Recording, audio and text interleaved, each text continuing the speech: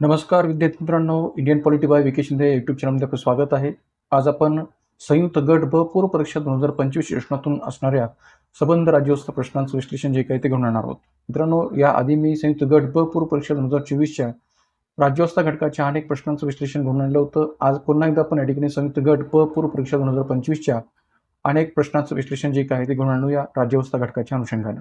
तर मित्रांनो, या ठिकाणी अधिक वेळ न घालवता आपण प्रत्येक प्रश्न जो आहे तो या चर्चेमध्ये विचारात घेऊया.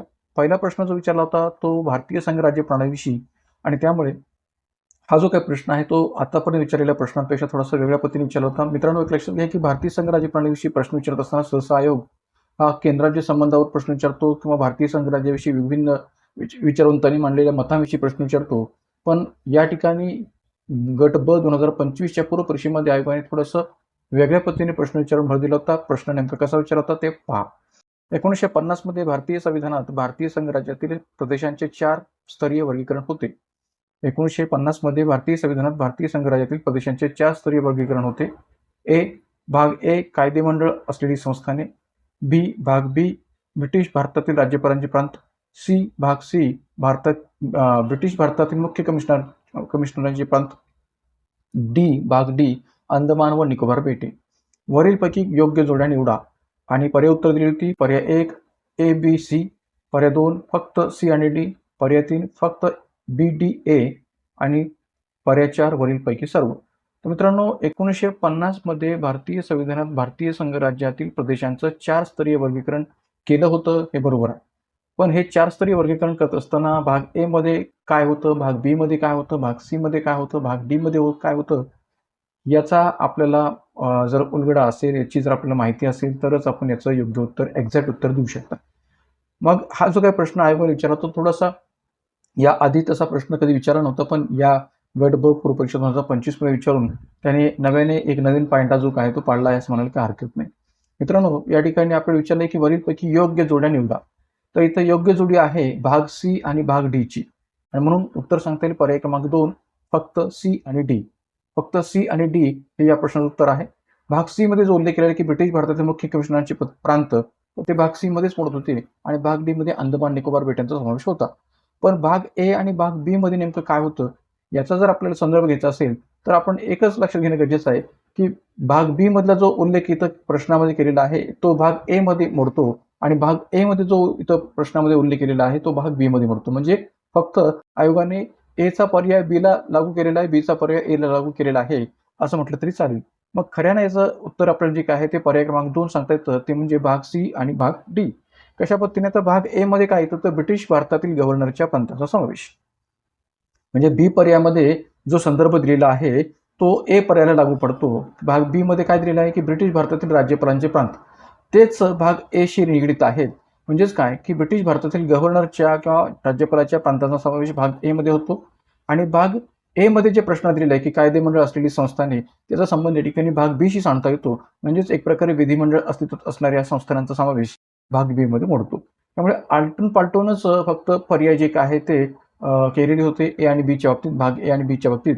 तर त्यामुळे ए आणि बी हे चुकीचं ठरतं आणि पर्याय क्रमांक 2 सी आणि डी हे बरोबर आहेत. मग उत्तर सांगता येईल पर्याय क्रमांक 2 सी आणि डी. त्यानंतर पुढचा प्रश्न होता भारतीय संविधानातील कलम 243 जी बाबतीत खालीलपैकी कोणते विधान किंवा विधाने बरोबर आहे किंवा आहेत. ए पर्याय सभासदत्वाची अपात्रता, बी पर्याय पंचायतींची सत्ता, अधिकार आणि जबाबदाऱ्या, सी पर्याय पंचायतीची रचना आणि डी पर्याय पंचायतींचा कालावधी. तर मित्रांनो, जसं मागच्या लेक्चरमध्ये तुम्हाला मी म्हटलं होतं, मागच्या व्हिडिओमध्ये म्हटलं होतं गट ब पूर्व परीक्षा 2024च्या, तर असं म्हटलं होतं की कलमावर आधारित प्रश्न जे काय आहे ते आयोग नेहमी विचारतं. पुन्हा एकदा इथं आपल्याला लक्षात येईल की कलमावर आधारित प्रश्न आयोगाने विचारलेला आहे आणि पर्याय उत्तर दिलेली तिथं पर्याय 1 फक्त ए, पर्याय 2 फक्त बी, पर्याय 3 ए आणि सी, पर्याय 4 सी आणि डी.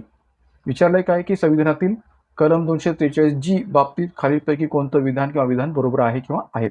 तर ऑब्व्हियसली याचं उत्तर सांगता येईल पर्याय क्रमांक 2 फक्त बी, की पंचायतींची सत्ता आणि अधिकार जबाबदाऱ्या यांचा विचार कलम 243 जी मध्ये केलेला आहे की जो 73व्या घटनानुसार केलेला विचार आहे. 73व्या घटनावस्तूच्या माध्यमातून कलम 243 जी मध्ये ही तरतूद नमूद केलेली आहे की पंचायतींची सत्ता, अधिकार आणि जबाबदाऱ्या. तर याचा संदर्भ आपण थोडासा विचारात घ्यायचा तर आपल्याला सांगता येईल की 11व्या परिशिष्टाची निर्मिती याच कलम 243 जी च्या माध्यमातून केलेली होती आणि या पंचराज संस्थांच्या कामकाजाचे विषय निश्चित करण्यासाठी हे 11वं परिशिष्ट निर्माण करण्यात आलेलं होतं, हे आपल्याला सांगावं शकेल. 11व्या परिशिष्टामध्ये 29 विषयांची यादी स्पष्ट केलेली आहे. 29 विषयांचा समावेश केला गेलेला आहे आणि या 29 विषयांच्या माध्यमातूनच पंचायत संस्थांच्या जबाबदारीची निश्चिती करून त्यांना अधिकार द्यावेत अशी तरतूद या ठिकाणी केलेली आहे. त्यामुळे 11व्या परिशिष्टाची निर्मितीचा कलम 243 जी शी संबंध आहे असं म्हणायला काही हरकत नाही, कारण की या 11व्या परिशिष्टाची निर्मिती ही कलम 243 जी च्याच माध्यमातून झालेली आपल्याला पाहायला मिळते. तर त्यामुळे या ठिकाणी उत्तर सांगता येईल पर्याय क्रमांक 2. पुढचा प्रश्न आहे, खालील जोड्या जुळवा. यादी 1 विषय, यादी 2 कलम क्रमांक. म्हणजे आपल्याला या ठिकाणी पुन्हा एकदा हा जो काही प्रश्न आहे ते कलमावरच आधारित विचारलेला आहे, हे लक्षात घ्या. वारंवार आपल्याकडे गट ब किंवा गट क पूर्व परीक्षेमध्ये कलमावर आधारित प्रश्न आयोग विचारतं, त्यामुळे आपण कलमांकडे दुर्लक्ष करता कामा नये. आता या यादी 1 मध्ये काय दिलेले पहा, की ग्रामसभा, राखीव जागा किंवा राखीव आरक्षण तरतुदी, पंचायतीच्या निवडणुका, सदस्यांच्या अपात्रतेसंदर्भात आणि मग दुसऱ्या यादी 2 मध्ये दिलेले कलम क्रमांक 243 के, कलम क्रमांक 243 एफ, कलम क्रमांक 243 ए आणि कलम क्रमांक 243 डी आणि विचारलंय की जोड्या जुळवा. तर ग्रामसभेचा संबंध ऑब्व्हियसली कलम 243 ए शी जोडता येऊ शकतो, म्हणून ए चा संबंध पर्याय क्रमांक 3 शी जोडता येईल. त्यानंतर राखीव जागा किंवा आरक्षण तरतुदीचा संबंध कलम 243 डी शी जोडता येतो, त्यामुळे डी चा पर्याय 4 शी जोडता येईल. त्यानंतर सी चा पर्याय पंचायतींच्या निवडणुका कलम 243 के शी जोडता येईल, पर्याय क्रमांक 1 शी जोडता येईल. आणि सदस्यांच्या अपात्र संबंधीची तरतूद याचा संबंध कलम 243 एफ शी जोडता येईल, म्हणजे पर्याय क्रमांक 2 शी जोडता येईल. त्यामुळे हा जो काही पर्याय आहे तो पर्याय उत्तरामध्ये पहिल्या स्थानी पाहायला मिळतो. त्यामुळे पहिल्या स्थानी जो पर्याय आहे तो या प्रश्नाचं उत्तर आपल्याला सांगता येईल पर्याय क्रमांक 1. 3, 4, 1, 2 हे या प्रश्नाचं उत्तर आहे. त्यामुळे पर्याय क्रमांक 1 हे या प्रश्नाचं उत्तर आपल्याला सांगता येईल. मित्रांनो, आता आपल्याला जरी या ठिकाणी कलम क्रमांक माहिती असले तरी त्या कलमामधल्या ज्या काही संबंध तरतुदी विस्ताराने माहिती असणं सुद्धा गरजेचं आहे, कारण की त्याही दृष्टिकोनातून प्रश्न जो काय तो आयोग विचारतं. तर आपण थोडक्यात या ठिकाणी 2 कलमांचा संदर्भ पुढे पाहूया, की ग्रामसभेला घटनात्मक स्थान प्राप्त झाले कलम 243 ए च्या माध्यमातून. ग्रामसभेला घटनात्मक स्थान जे प्राप्त झालेलं आहे ते कलम 243 ए च्या माध्यमातून. कलम 243 ए नुसार ग्रामसभा ग्रामपातळीवर राज्यांच्या विधिमंडळ कायद्याद्वारे तरतूद करील अशा अधिकारांचा वापर करू शकेल व अशी कार्य करू शकेल. म्हणजेच राज्य विधिमंडळ कायद्याद्वारे निश्चित अधिकारांचा वापर ग्रामसभा करू शकेल. म्हणजे कलम 243 ए च्या माध्यमातून ग्रामसभेला राज्य विधिमंडळ कायदा करून निश्चित अधिकारांचा वापर करण्या इतपत अधिकार देऊ शकते, हे इथं आपल्याला सांगता येईल. आणि त्याचबरोबर ग्रामसभा ग्रामपंचायत सदस्यांवर नियंत्रण ठेवू शकत असल्याने ग्रामसभेला लोकसभेप्रमाणेच महत्त्व प्राप्त झालेलं आहे असंही म्हणायला जागा होते. म्हणजे ग्रामसभेची तुलना आपल्याला लोकसभेशी करायला काही हरकत नाही. ज्या पद्धतीने लोकसभा ही केंद्रातल्या सरकारवर नियंत्रण ठेवत असते, त्याच पद्धतीने या ठिकाणी ग्रामसभा सुद्धा ग्रामपंचायत सदस्यांवर नियंत्रण ठेवू शकते. त्यामुळे ग्रामसभेचं महत्त्व जे आहे ते या कलम 243 एतून स्पष्ट होतं. आणि सभासदांसाठीची अपात्रता ज्याचा उल्लेख कलम 243 एफ मध्ये केलेला आहे, की जो व्यक्ती घटकग्राही विधिमंडळ निवडणुकीसाठी अपात्र झालेला असेल तो पंचायत निवडणुकीसाठी सुद्धा अपात्र समजला जाईल. अशी तरतूद कलम 243 एफ मध्ये सदस्यांच्या अपात्रतेच्या दृष्टिकोनातून केलेली आहे, की जो व्यक्ती घटकग्राह्यातील विधिमंडळ निवडणुकांसाठी अपात्र झालेला असेल तो पंचायत निवडणुकांसाठी सुद्धा अपात्र समजला जाईल, असं उल्लेख इथं केलेला आहे. कलम 243 डी मध्ये जर आपण संदर्भ सांगितला झाला तर आपल्याला म्हणता येईल की पंचायत संस्थेमधलं जे काही अनुसूचित जाती जमातींचं आरक्षण असेल, महिलांचं आरक्षण असेल, याचा संदर्भ जो काय आहे तो कलम 243 डी मध्ये केलेला आहे. आणि त्याचबरोबर ओबीसींच्याही आरक्षणाचा संदर्भ जो काय आहे तो कलम 243 डी मध्ये आपल्याला पाहायला मिळतो. आणि एवढंच नव्हे तर कलम 243 के नुसार भारतामध्ये पंचायत संस्थांच्या किंवा स्थानिक स्वराज्य संस्थांच्या निवडणुकांसाठी स्वतंत्र असा राज्य निर्वाचन आयोग स्थापन करण्यात यावा याबाबतचा संदर्भ कलम 243 के मध्ये स्पष्ट केला गेलेला आहे. त्यामुळे या ठिकाणी प्रश्नोत्तर असं येईल पर्याय क्रमांक 1. तर मित्रांनो, पुढचा प्रश्न जो आहे तो भारतीय संविधानाच्या कलम 8 शी रिलेटेड विचारला गेलेला आहे. पुन्हा एकदा हा प्रश्न जो काही तो कलम 8 च्या प्रश्न म्हणजेच कलमावर आधारित विचारलेला आहे. तर मित्रांनो पहा, की हा तिसरा प्रश्न आहे की जो कलमावर आधारित विचारलेला या गट ब पूर्व परीक्षा 2025 मध्ये आपल्याला पाहायला मिळतो. तर प्रश्न काय आहे की भारतीय संविधानाच्या कलम 8 मध्ये खालीलपैकी कशाचा उल्लेख आहे. भारतीय संविधानाच्या कलम 8 मध्ये खालीलपैकी कशाचा उल्लेख आहे. पर्याय 1, पाकिस्तानातून भारतात स्थलांतरित झालेल्या काही विशिष्ट व्यक्तींचे नागरिकत्वाचे अधिकार. पर्याय 2, भारताबाहेर राहणाऱ्या भारतीय वंशाच्या काही विशिष्ट व्यक्तींचे नागरिकत्वाचे अधिकार. पर्याय 3, पाकिस्तानात स्थलांतरित झालेल्या काही विशिष्ट व्यक्तींचे नागरिकत्वाचे अधिकार. आणि पर्याय 4, संसद कायद्याद्वारे नागरिकत्वाच्या अधिकाराचे नियमन करेल. तर मित्रांनो, या ठिकाणी हा प्रश्न जो काय तो नागरिकत्वाविषयी आहे हे आपल्याला सहज समजलं असेल, कारण की भारतीय राज्यघटनेच्या अंतर्गत कलम 5 ते 11 मध्ये एक प्रकारे नागरिकत्वासंबंधीची तरतूद जी काही आपल्याला पाहायला मिळते. तर त्यावरून हा प्रश्न नागरिकत्वाविषयी विचारलेला आहे हे निश्चितपणे लक्षात येईल. पण या 4 पर्यायांपैकी कोणती अशी तरतूद आहे की जी कलम 8शी संबंधित आहे किंवा कलम 8 मध्ये त्याचा उल्लेख केलेला आहे? तर पर्याय क्रमांक 2 हे कलम 8शी रिलेटेड सांगता येऊ शकेल, की भारताबाहेर राहणाऱ्या भारतीय वंशाच्या काही विशिष्ट व्यक्तींची नागरिकत्वाचे अधिकार याचा संदर्भ कलम 8 मध्ये दिलेला आहे किंवा याचा उल्लेख कलम 8 मध्ये केलेला आहे असं म्हणायला जागा होते. कशा पद्धतीने थोडंसं विस्ताराने आपण पाहूया. उत्तर आहे पर्याय क्रमांक 2. कलम 8 नुसार मूळच्या भारतीय असलेल्या पण भारताबाहेर राहणाऱ्या व्यक्तींचे नागरिकत्वाचे हक्क असं शीर्षक कलम 8चं आहे. काय आहे शीर्षक? की मूळच्या भारतीय असलेल्या पण भारताबाहेर राहणाऱ्या व्यक्तींचे नागरिकत्वाचे हक्क. तर या कलम 8 मध्ये जी काही तरतूद केलेली आहे ती या प्रकारची आहे की जी व्यक्ती अथवा जिच्या मातापिता किंवा आजी आजोबांपैकी कोणीही एक 1935च्या कायद्यानुसार भारतात जन्मले होते. जी व्यक्ती अथवा जिच्या मातापिता किंवा आजींपैकी कोणीही एक 1935च्या कायद्यानुसार भारतात जन्मले होते आणि अशी व्यक्ती भारताबाहेर देशात निवास करीत आहे, अशा कोणत्याही व्यक्तीची जर अधिकृतपणे भारतीय नागरिक म्हणून नोंद झालेली असेल तर ती भारताची नागरिक असल्याचे मानले जाईल. म्हणजे थोडक्यात काय की या ठिकाणी जो काही आपल्याला प्रश्न संदर्भ दिलेला आहे की भारतावर राहणाऱ्या भारतीय वंशाच्या काही विशिष्ट व्यक्तींचे नागरिकत्वाचे अधिकार हे यावरून आपल्याला स्पष्ट करता येईल. आणि एवढंच नव्हे तर कलम 9, 10, 11 नुसार परकीय देशाचे नागरिकत्व स्वेच्छेने घेतलेल्या व्यक्तीच्या भारताचे नागरिक असणार नाहीत असाही तरतूद आपल्याला पाहायला मिळते.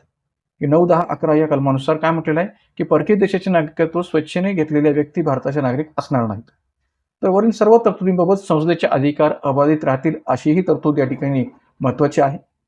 कारण की संसद आपल्याकडे याबाबतीत वेळोवेळी कायद्याच्या स्तरावर बदल करू शकते. जसं आपल्याकडे या ठिकाणी या नागरिकत्व कायद्याच्या बाबतीत विचार केला तर आज पाहतो तो 6 वेळा दुरुस्त्या केल्या गेलेल्या आहेत. 6 वेळा या ठिकाणी नवनवीन बदल जे काय आहे ते कायद्याच्या अंतर्गत केलेले आहेत आणि एक प्रकारे यामुळे म्हणायला वाव आहे की सर्व तरतुदींबाबत संसदेचे अधिकार हे अबाधित राहतील अशी तरतूद ही आहे. तर उत्तर सांगता येईल पर्याय क्रमांक 2.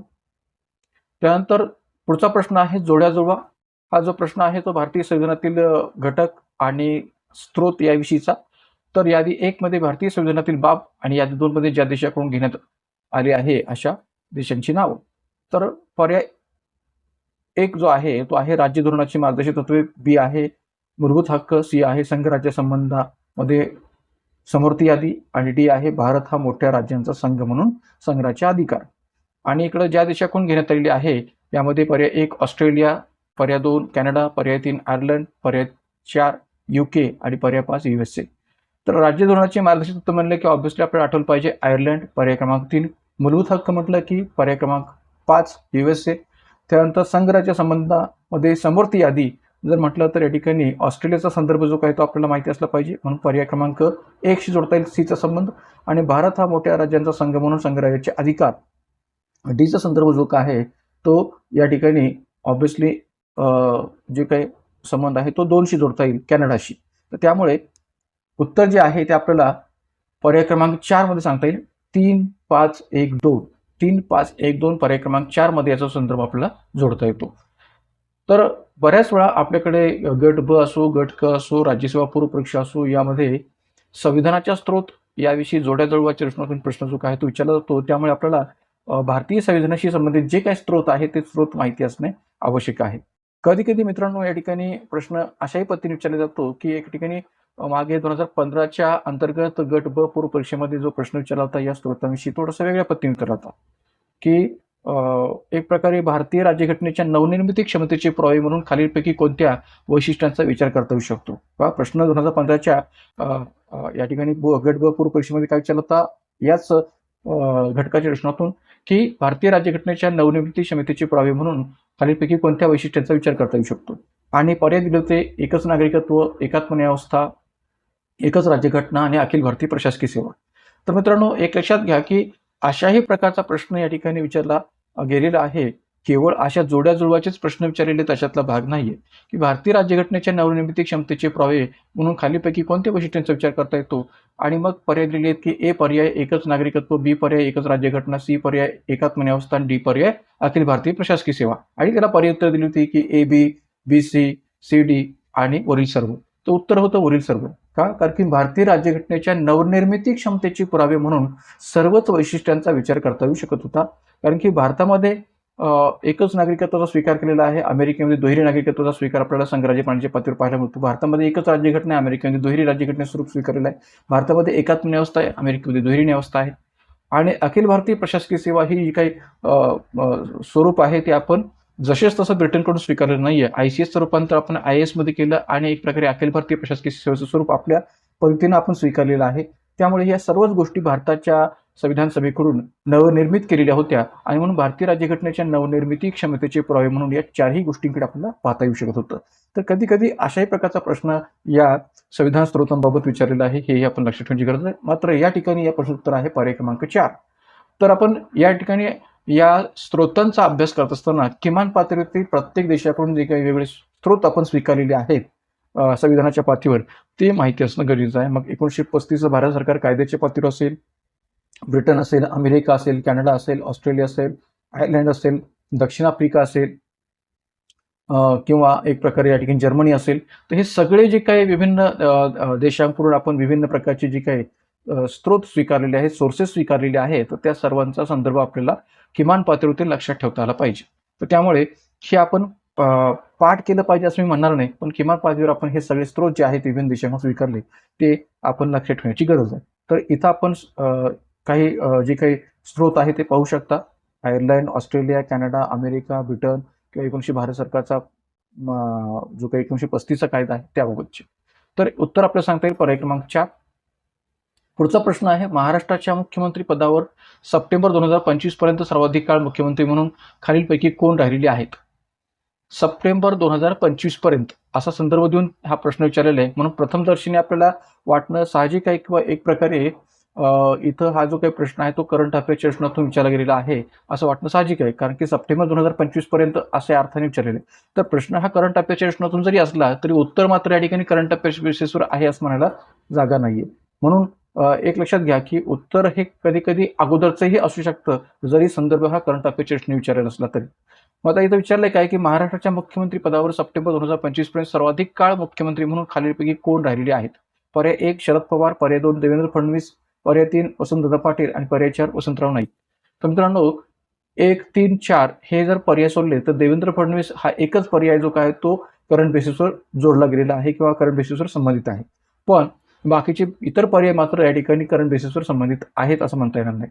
तर त्यामुळे या ठिकाणी याचं उत्तर जे काय आहे ते आपल्याला योग्य पद्धतीने शोधता आलं पाहिजे. उत्तर आहे पर्याय क्रमांक 4 वसंतराव नाईक, की जे सर्वाधिक काळ मुख्यमंत्री म्हणून कार्यरत राहिलेले आहेत महाराष्ट्रामध्ये. कशा पद्धतीने जर आपण हे जर सांगायचं झालं तर थोडक्यात आपला असा संदर्भ सांगता येईल की वसंतराव नाईक हे सर्वाधिक काळ मुख्यमंत्री म्हणून डिसेंबर 1963 ते फेब्रुवारी 1975 म्हणजेच जवळपास 11 वर्षे 77 दिवस सलग 3 वेळा ते मुख्यमंत्री राहिलेले.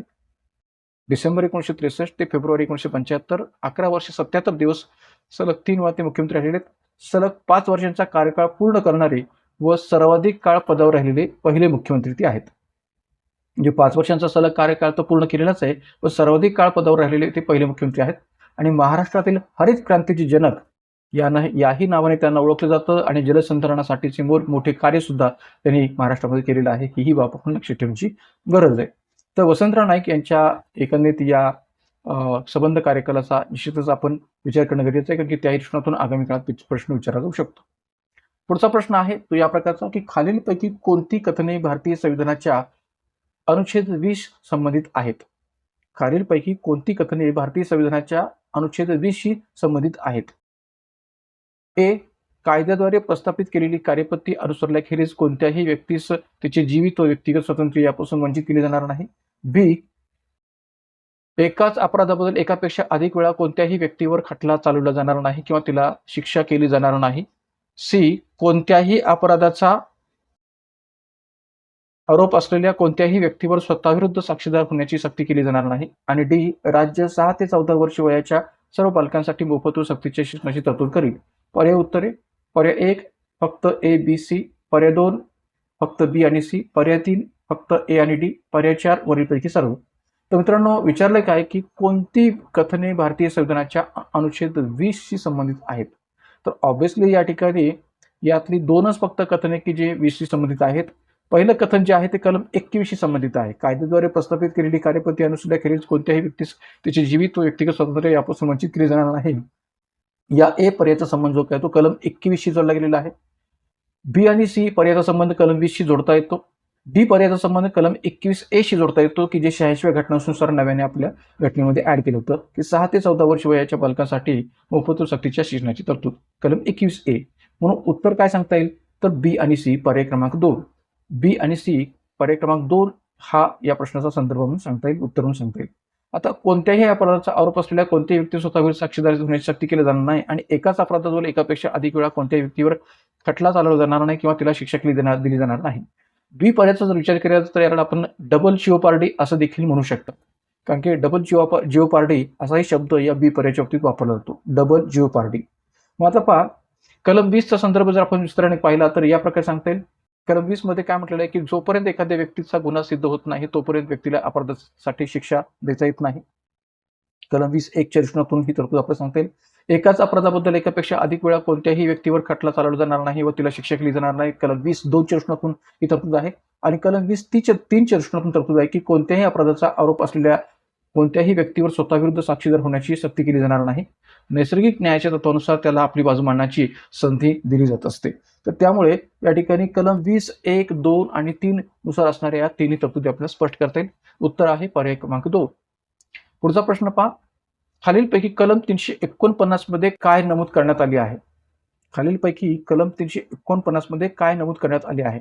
तर मित्रांनो, एक लक्षात घ्या, की अलीकडच्या कालखंडात जर आपण पाहिलं तर मागच्या काही गट ब पूर्व परीक्षा किंवा गट क पूर्व परीक्षेची जर प्रश्नपत्रिका आपण काढून पाहिल्या, विशेषतः 2020 नंतरच्या किंवा 21 नंतरच्या, त्याच्यामध्ये बहुतांश वेळा भाषेशी रिलेटेड जे काही प्रश्न आहेत ते विचार घेत. मग ते परिशिष्ट 8 विषयीचे प्रश्न असोत, कलम 343 ते 351 मध्ये तरतुदीविषयीचे प्रश्न असोत किंवा मुन्शी अय्यंगार सूत्राविषयीचा विचारलेला प्रश्न असो, तर असे जे काही प्रश्नांचं विचारण्याचं प्रमाण आहे ते वाढत चाललेलं आहे.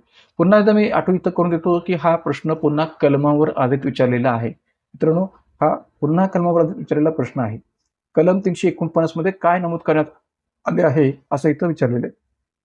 पर्याय 1, भाषेशी संबंधित काही कायदे लागू करण्यासाठीची विशेष प्रक्रिया.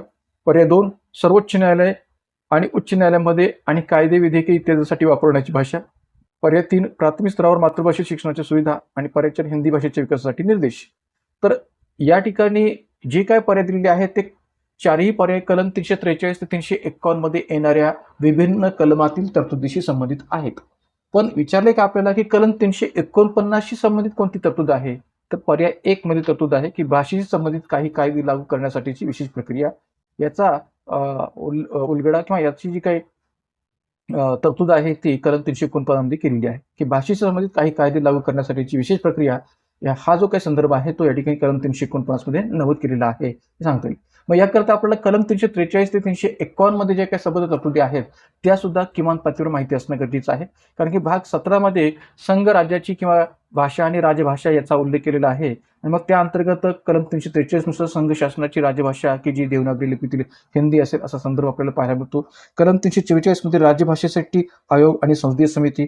कलम 345 मध्ये राज्याची किंवा राज्यांच्या राजभाषा. कलम 346 मध्ये राज्यामधील अथवा राज्य व संघराज्य यांच्यामधील व्यवहाराच्या राजभाषा. कलम 347 मध्ये राज्याच्या लोकसंख्येपैकी एखाद्या वर्गाकडून बोलल्या जाणाऱ्या राजभाषेविषयी विशेष तरतूद. कलम 348 मध्ये सर्वोच्च उच्च न्यायालय अधिनियम विधेयके इत्यादी करता वापरायची भाषा.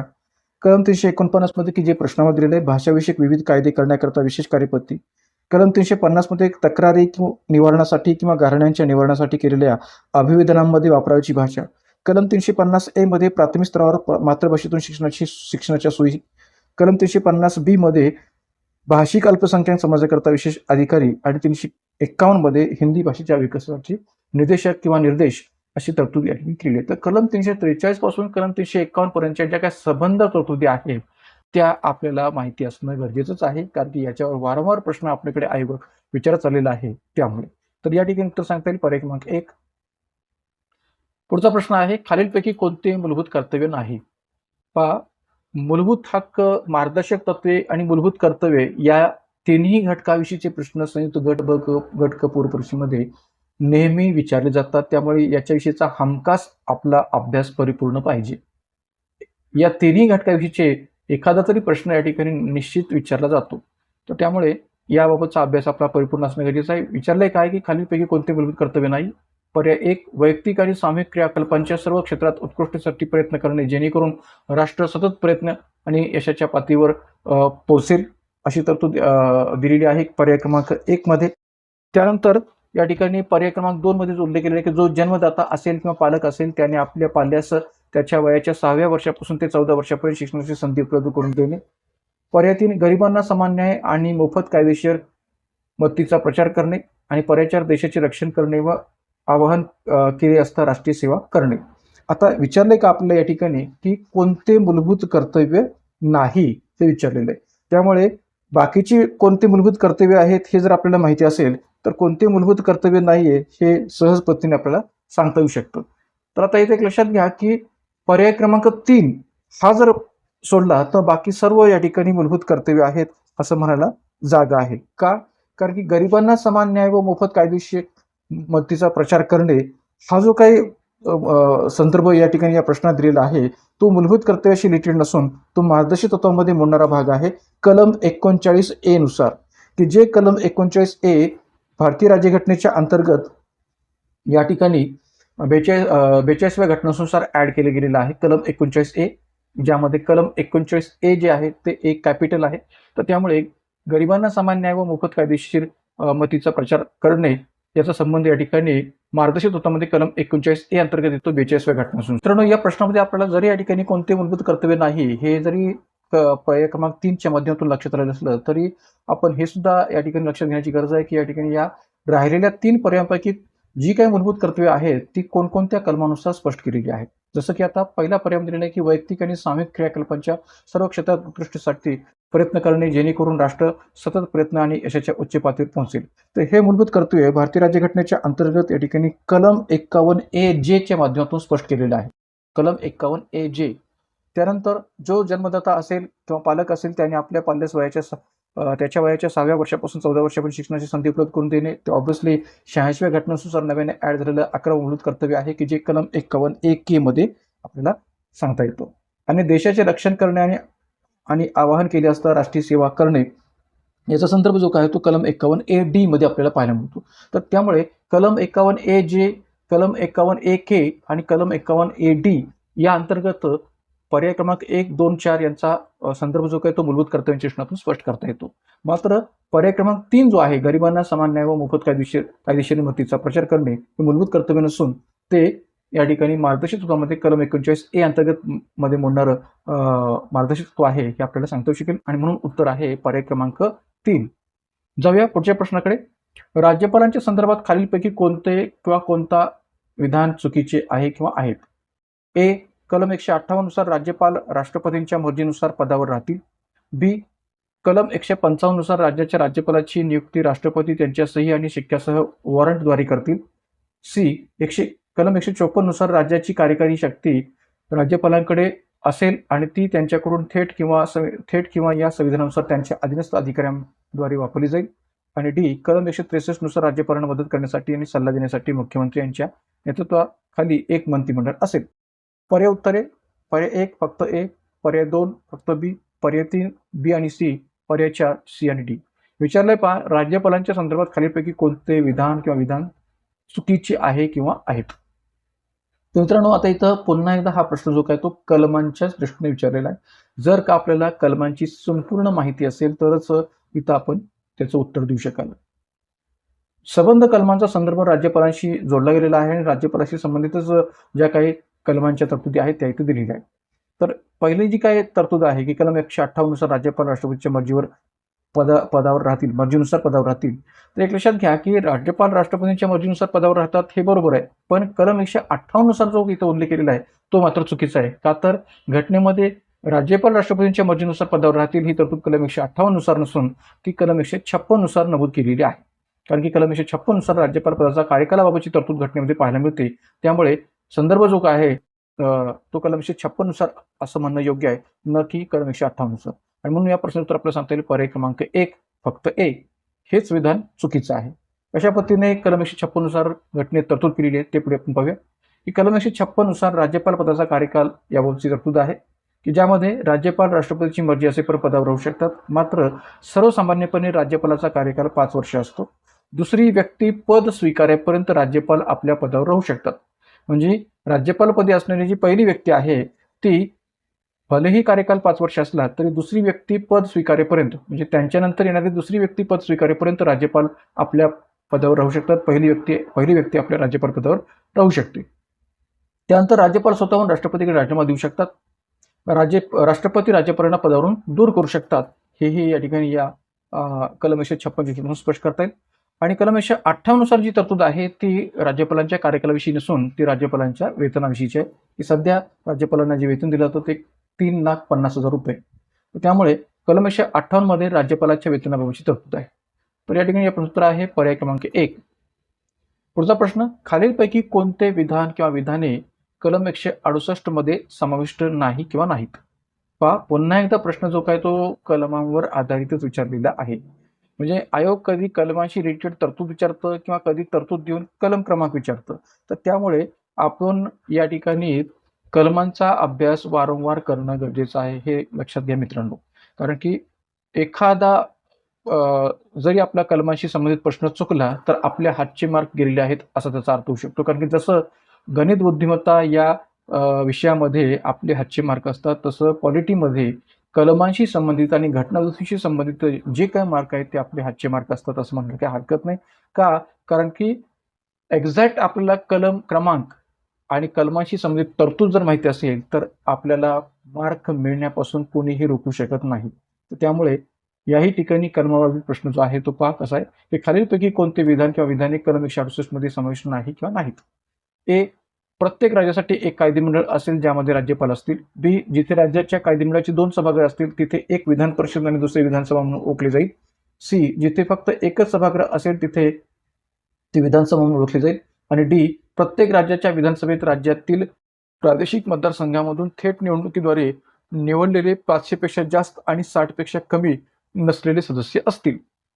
पर्याय उत्तरे, पर्याय 1 फक्त ए, पर्याय 2 फक्त पर्याय 2 डी, पर्याय 3 बी आणि सी, पर्याय 4 ए आणि बी. विचारलंय काय तुम्हाला, की कलम 168 मध्ये समाविष्ट नाही असे कोणते विधान किंवा विधाने शोधा, की ज्याचा संबंध कलम 168 शी जोडता येऊ शकत नाही. तर मित्रांनो या ठिकाणी हे आपण लक्षात घेण्याची गरज आहे, की पहिले जे तिन्ही पर्याय आहेत ए, बी, सी यांचा संबंध या ठिकाणी कलम 168 शी जोडता येतो, की प्रत्येक राज्यासाठी एक विधिमंडळ असेल की ज्यामध्ये राज्यपाल असतील आणि हे विधिमंडळ 2 सभागृहांचं असेल की ज्यात एक विधान परिषद आणि दुसरी विधानसभा असेल आणि जिथे फक्त एकच सभागृह असेल तिथं विधानसभा म्हणून ते ओळखलं जाईल, कारण की प्रत्येक घटक राज्यामध्ये विधान परिषदेत दुसरं सभागृह आपल्याकडे नाहीये. तर त्यामुळे या ठिकाणी ए, बी, सी याचा संबंध कलम 168 शी जोडता येतो. पण आपल्याला विचारलंय की कलम 168 मध्ये कोणत्या विधाचा समावेश होत नाही, तर ऑब्व्हियसली पर्याय क्रमांक डी चा समावेश होत नाही. म्हणून उत्तर सांगता येईल पर्याय क्रमांक 2 फक्त डी. उत्तर आहे पर्याय क्रमांक 2 फक्त डी. मग आता पहा, कलम 168 नुसार जर आपण विचार केला तर या ठिकाणी राज्य विधिमंडळाची रचना, की ज्यामध्ये राज्यपाल, विधानसभा आणि विधान परिषद यानुसार ही रचना स्पष्ट केलेली आहे, की ज्यामध्ये राज्यपालांचाही विचार केला जातो, विधानसभेचा विचार केला जातो, विधान परिषदेचा विचार केला जातो. जसं मी म्हटल्याप्रमाणे की विधान परिषद हे सभागृह प्रत्येक घटक राज्यामध्ये नाहीये. मात्र ज्या डी विधानाचा संदर्भ आपल्याला पाहायला मिळतो त्यामध्ये कलम 170 नुसार आपल्याला म्हणता येऊ शकेल की एखाद्या राज्याच्या विधानसभेमध्ये जास्तीत जास्त 500 आणि कमीत कमी 60 सभासद असू शकतात. मात्र काही भारतातील राज्यांच्या बाबतीत या सभासद संख्येच्या किमान आणि कमाल मर्यादेच्या दृष्टिकोनातून अपवाद सांगता येऊ शकतो.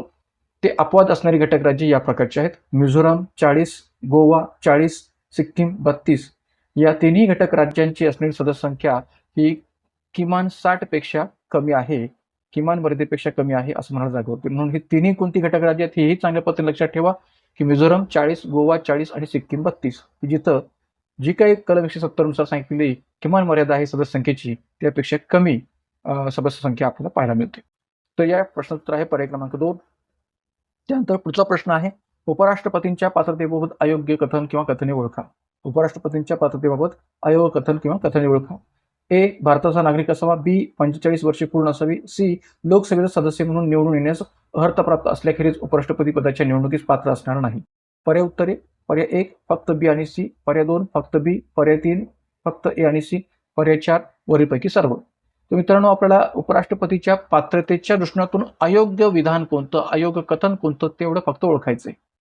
तर ऑब्व्हियसली या ठिकाणी जे काही अयोग्य पात्रता किंवा अयोग्य कथन आहे ते ओळखण्यासाठी आपल्याला उपराष्ट्रपती पदाच्या ज्या काही पात्रता आहेत त्या सर्व माहिती असणं गरजेचं आहे. तर त्यामध्ये भारताचा नागरिक असावा ही पात्रता निश्चितपणाने मान्य करता येईल की ती उपराष्ट्रपती पदाला लागू आहे. मात्र 45 वर्ष पूर्ण असावेत हे म्हणणं पूर्णतः चुकीचं आहे, कारण की 45 वर्ष नव्हे तर 35 वर्ष पूर्ण असावीत असं म्हणणं योग्य आहे आणि म्हणून बी पात्रता चुकीचं आहे. सी लोकसेवेचा सदस्य म्हणून निवडून येण्यास अर्थप्राप्त असल्याखेरीज उपराष्ट्रपतीच्या पदाच्या निवडणुकीस पात्र असणार नाही. तर लोकसभे सदस्य म्हणून ही जी काही पात्रता आहे ती राष्ट्रपती पदाला लागू होते, उपराष्ट्रपती पदाला नाही. इथं उपराष्ट्रपती पदासाठी काय असणं अपेक्षित होतं की उपराष्ट्रपती म्हणून निवडून येण्याकरता तो व्यक्ती राज्यसभेचा सदस्य म्हणून निवडून येण्यास अर्थप्राप्त असणं अपेक्षित आहे, न की लोकसभेचा. आणि म्हणून या ठिकाणी बी पण पात्रता चुकीची आहे आणि सी पण पात्रता चुकीची आहे. आणि उत्तर सांगता येईल पर्याय क्रमांक 1 बी आणि सी. पर्याय क्रमांक 1 बी आणि सी हे याचं उत्तर आहे. आता पहा, भारतीय राज्यघटनेमध्ये उपराष्ट्रपती पदाची तरतूद कलम 63 ते 71 मध्ये केलेली आहे आणि पात्रतेअंतर्गत जी काही तरतूद आहे ती कशी आहे की भारतीय नागरिक असावा, उपराष्ट्रपती पदाची निवडणूक लढवणारा व्यक्ती भारतीय नागरिक असणं अपेक्षित आहे, वयाची 35 वर्ष पूर्ण असावीत, राज्यसभा सभागृहात निवडून येण्यास तो पात्र असावा आणि कोणत्याही स्तरावर केंद्र, राज्य किंवा स्थानिक स्तरावर तो नोकरीत असू नये. अशी ही संबंध पात्रता उपराष्ट्रपती पदासाठी स्पष्ट केलेली आहे. त्यामुळे उत्तर आहे पर्याय क्रमांक 1. त्यानंतर पुढचा एक प्रश्न आहे की जो या ठिकाणी महाधिवक्ता पदाशी संबंधित विचारलेला आहे. मित्रांनो, आपल्या गट ब गट क पूर्व परीक्षेमध्ये मूलभूत हक्क, मार्गदर्शक तत्त्वे, मूलभूत कर्तव्ये, महाधिवक्ता, उच्च न्यायालय याबाबतचे प्रश्न वारंवार विचारले जातात. त्यामुळे आपण महाधिवक्ता असो, महान्यायवादी असो याबाबतची सुद्धा तयारी चांगल्या पद्धतीने करून ठेवण्याची गरज आहे. कारण की तुम्ही सर्व प्रश्नपत्रिका जर आपण गट ब पूर्व परीक्षेच्या PYQ जर पाहिल्या तर आपल्या लक्षात येईल की वारंवार आपल्याकडे या संबंध टॉपिकवरचे प्रश्न आयोग विचारत आलेला आहे. आता इथंही हा प्रश्न महाधिवक्तेशी संबंधित आहे की खालीलपैकी कोणते विधान किंवा विधाने बरोबर आहे किंवा आहेत. पर्याय ए, 1 मे 1960 रोजी महाराष्ट्र राज्याच्या स्थापनेसह महाराष्ट्र राज्याचे महाधिवक्ता कार्यालय अस्तित्वात आले.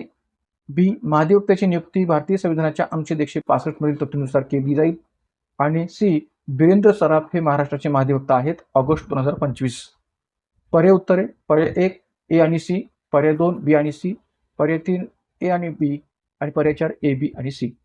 तर मित्रांनो, पहिला जो पर्याय आहे की एक प्रकारे 1 मे 1960 रोजी महाराष्ट्राच्या स्थापनेसह महाराष्ट्र राज्याचे महाधिवक्ता कार्यालय अस्तित्वात बरोबर आहे. बी पर्याय देखील बरोबर आहे की महाधिवक्तेची नियुक्ती भारतीय संविधानाच्या अनुच्छेद 165 नुसार केली जाते आणि बिरेंद्र सराफ हे महाराष्ट्राचे महाधिवक्ता आहेत ऑगस्ट 2025. तर मित्रांनो, पहिली दोन विधाने जर वगळली तर तिसरा जो सी पर्याय आहे तो करंट अफेअर्स प्रश्नातून इथून दिलेला आहे. तर आपल्याला या ठिकाणी हे माहिती पाहिजे की वीरेंद्र सराफ यांचा कार्यकाल किती होता, कारण की सध्या आपल्याकडे महाराष्ट्राचे महाधिवक्ता हे मिलिंद साठे हे आहेत. तर वीरेंद्र सराफ यांचा कार्यकाल कधीपर्यंत होता हे आपल्याला माहिती असणं गरजेचं आहे, कारण की वीरेंद्र सराफ यांनी आपला राजीनामा देऊ केला होता महाराष्ट्र शासनाकडे. तर वीरेंद्र सराफ हे महाराष्ट्राचे महाधिवक्ता आहेत ऑगस्ट 2025 असा उल्लेखित केलेला आहे. तर हा देखील बरोबर आहे की ऑगस्ट 2025 मध्ये महाधिवक्ता ते कार्यरत होते. त्यामुळे पर्याय क्रमांक 4 हे याचं उत्तर देता येईल, ABC पर्याय क्रमांक 4. आता महाराष्ट्राच्या महाधिवक्त्याची थोडक्यात आपण इथं माहिती घेऊया की डॉक्टर रवींद्र सराफ हे डिसेंबर 2022 मध्ये महाधिवक्ता म्हणून महाराष्ट्राची नियुक्ती केलेली होते आणि मुंबई उच्च न्यायालयातील ते ज्येष्ठ वकील म्हणून कार्यरत होते. बॉम्बे बार असोसिएशनचे ते 6 वर्ष सचिव म्हणून सुद्धा कार्यरत राहिलेले आहेत. तर असं यांचं थोडक्यात प्रोफाईल सांगता येईल. आणि सध्या जे मे 2026 पासून महाधिवक्ता म्हणून कार्यरत आहेत महाराष्ट्राचे ते आहेत मिलिंद साठे. मे 2026 पासून महाधिवक्ता म्हणजे कार्यरत आहेत ते मिलिंद साठे. तर त्यामुळे या प्रश्नाचं उत्तर सांगता येईल पर्याय क्रमांक 4. त्यानंतर पुढचा प्रश्न आहे पंतप्रधानांच्या भूमिकेबाबत योग्य कथने ओळखा. की पंतप्रधानांच्या भूमिकेबाबत जी काही वेगवेगळ्या विचारवंतांनी मतं मांडलेली आहेत त्या भूमिकेबाबतची कथनं कोणती योग्य आहेत ते आपल्याला ओळखायची. ए, रॅमसिंगूर पंतप्रधान हे राज्यरूपी जहाजाचे सुकाणू चालक आहेत. बी, HRG ग्रीव्ज सरकार हे देशाचे स्वामी आहेत आणि पंतप्रधान हे सरकारचे स्वामी आहेत. सी, मनरो पंतप्रधान हे तारेमधील चंद्र आहेत.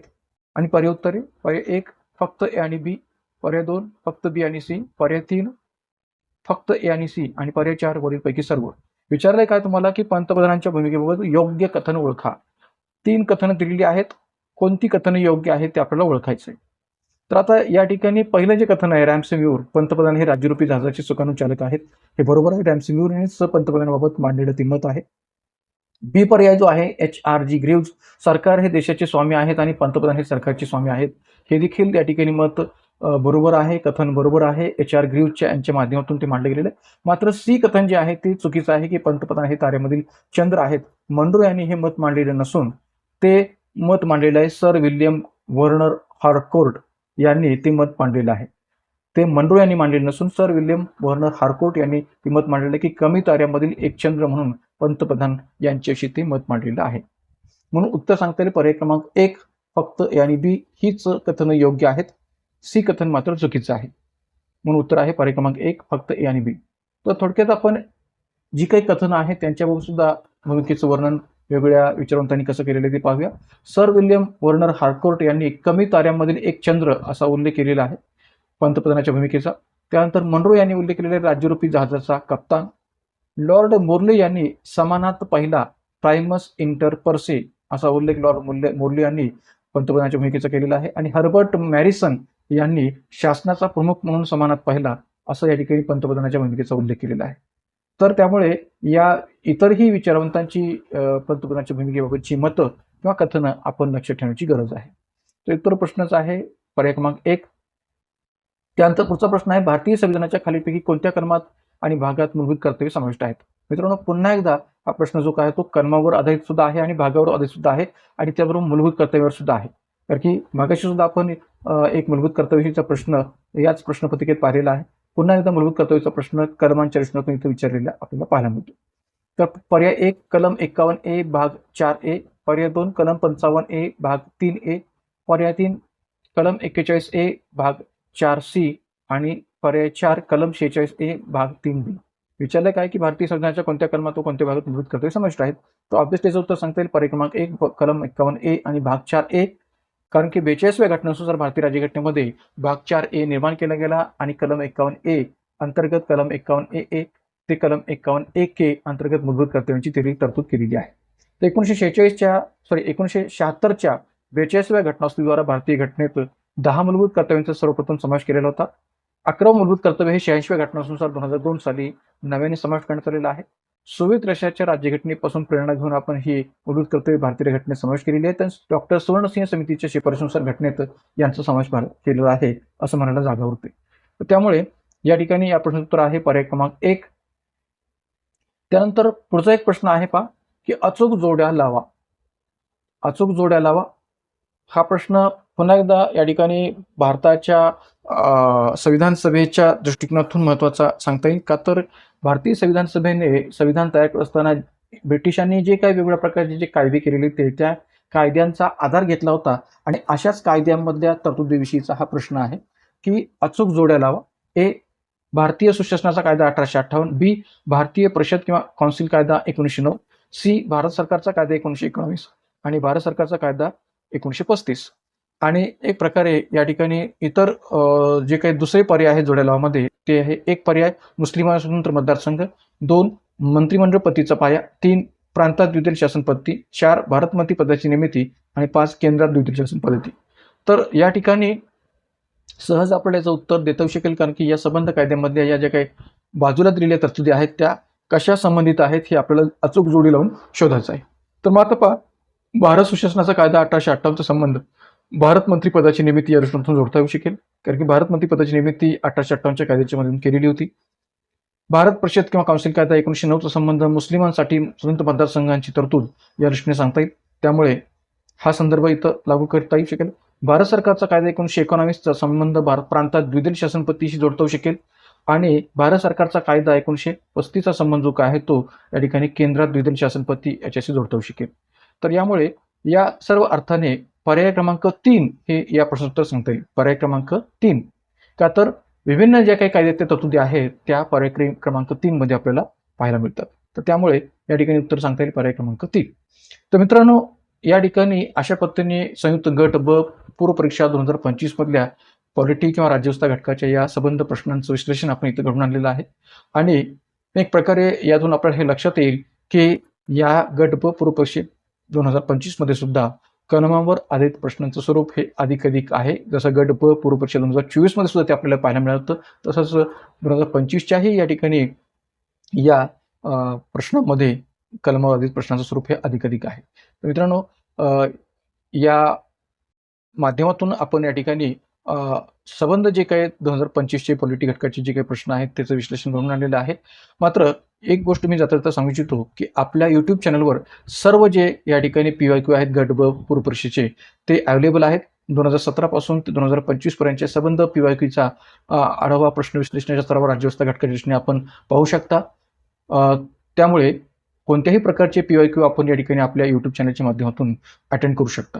तर मित्रांनो, पुन्हा एकदा आपल्याला गट ब पूर्व परीक्षा 2026च्या दृष्टिकोनातून या ठिकाणी एक प्रकारे शुभेच्छा. सर्व महाराष्ट्रातल्या विद्यार्थ्यांना गट ब पूर्व परीक्षेसाठी माझ्यातर्फे wish you all the best आणि अधिक शुभेच्छा, खूप खूप शुभेच्छा.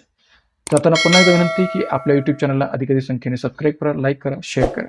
इथं आपण आजच्या व्हिडिओ थांबूयात. धन्यवाद.